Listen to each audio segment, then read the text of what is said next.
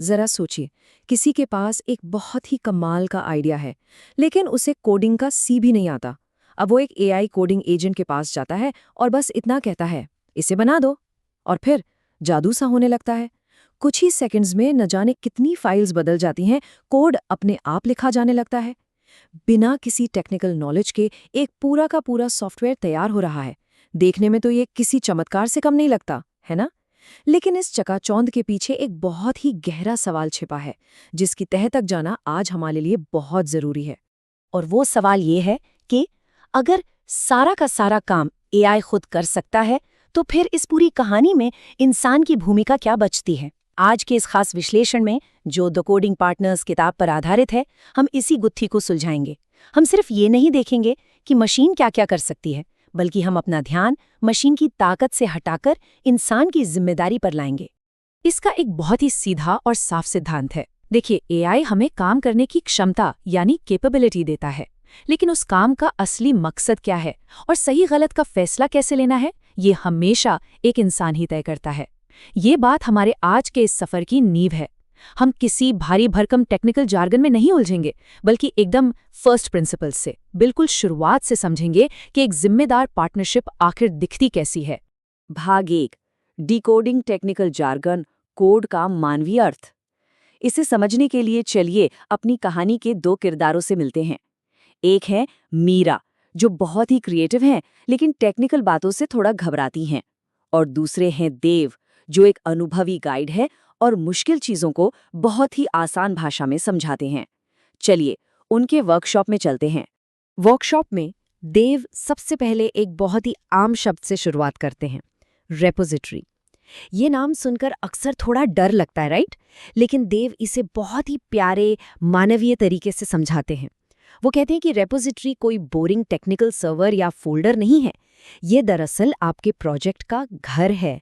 ये उस प्रोजेक्ट की वो याददाश्त है, वो मेमोरी है, जहां आप कभी भी सुरक्षित तरीके से जाकर देख सकते हैं कि कब, क्या और क्यों हुआ था।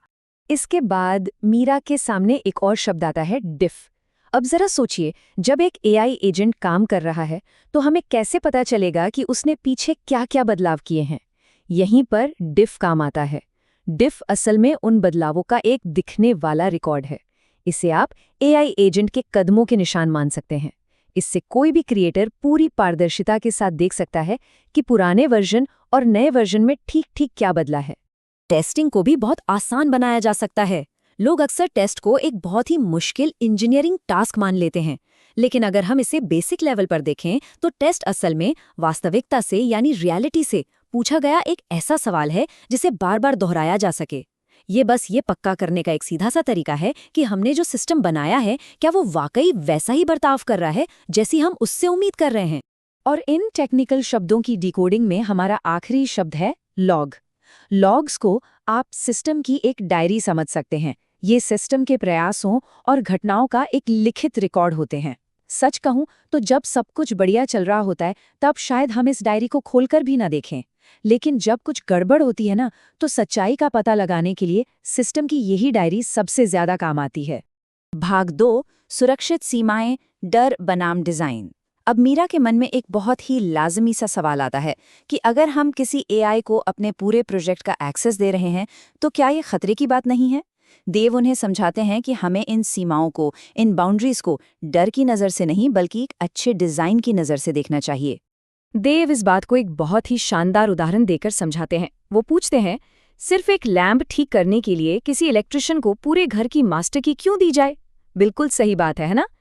तकनीक की दुनिया में इसे लीस्ट प्रिविलेज का सिद्धांत कहा जाता है। इसका सीधा सा मतलब है कि एआई को सिर्फ और सिर्फ उतना ही एक्सेस मिलना चाहिए जितने की उसे उस वक्त के काम के लिए जरूरत है। इसे हम आसान तरीके से घेरों के जरिए समझ सकते हैं। एक अच्छे प्रोजेक्ट को हमेशा 4 घेरों में बांटा जाना चाहिए। सबसे पहला अंदरूनी घेरा है नीडेड नाउ, यानी जिसकी इस वक्त सख्त जरूरत है। दूसरा है पॉसिबली रेलेवेंट, जो चीजें शायद काम आ सकें। तीसरा होता है सेंसिटिव डेटा, जैसे आपके पासवर्ड्स या निजी जानकारी। और चौथा, सबसे भारी घेरा है एक्सटर्नल या लाइव सिस्टम। एआई को केवल अंदरूनी घेरे तक ही सीमित रखना सुरक्षा का एक बहुत ही बेहतरीन और सुलझा हुआ तरीका है। तो यहाँ सबसे अहम बात समझने वाली ये है कि सीमाएं तय करना किसी पर शक करना या अविश्वास जताना नहीं है, बल्कि ये वो तरीका है जिससे एआई का एक्सेस उपयोगी भी रहता है और सुरक्षित भी। ये एक ऐसा वादा है जिसकी एक साफ लकीर होती है, ताकि हम बिना किसी डर के एआई की पूरी क्षमता का खुलकर इस्तेमाल कर सकें। भाग 3, रफ्तार से पहले योजना, जल्दबाजी का खतरा। सीमाओं को समझने के बाद अब हम बात करेंगे एक बहुत ही आम लालच की, और वो है रफ्तार। हम सब जानते हैं कि एआई बहुत तेजी से काम करता है और हम चाहते भी हैं कि काम चुटकियों में हो जाए, लेकिन इस जल्दबाजी में एक बहुत बड़ा खतरा छिपा है। मीरा को भी यहाँ ये एहसास होता है कि जो आउटपुट बहुत जल्दी आता है वो हमेशा भरोसेमंद नहीं होता।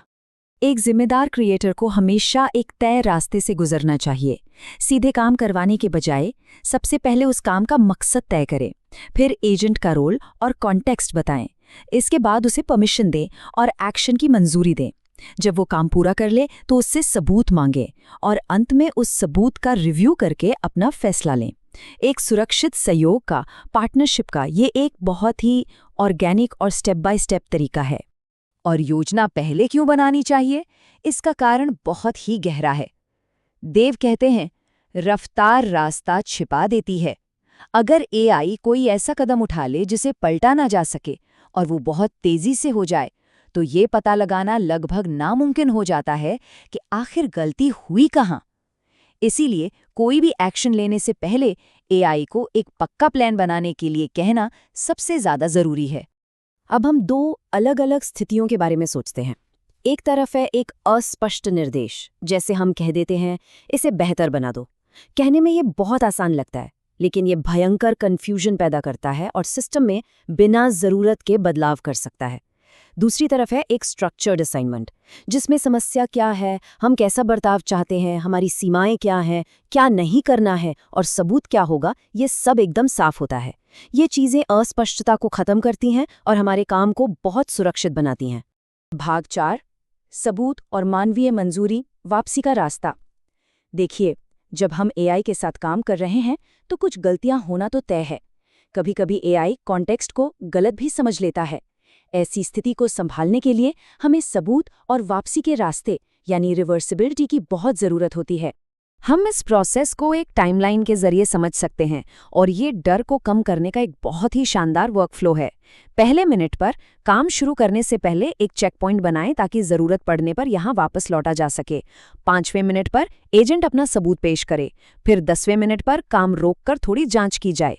15वें मिनट पर इंसान अपना फैसला ले कि काम सही दिशा में है या नहीं, और 20वें मिनट पर या तो हम अगला कदम उठाएं या फिर सीधे अपने चेक पॉइंट पर वापस लौटाएं। सिंपल। कुछ सीमाएं ऐसी होती हैं जहां इंसान की मंजूरी का होना एकदम अनिवार्य है, बिना किसी समझौते के।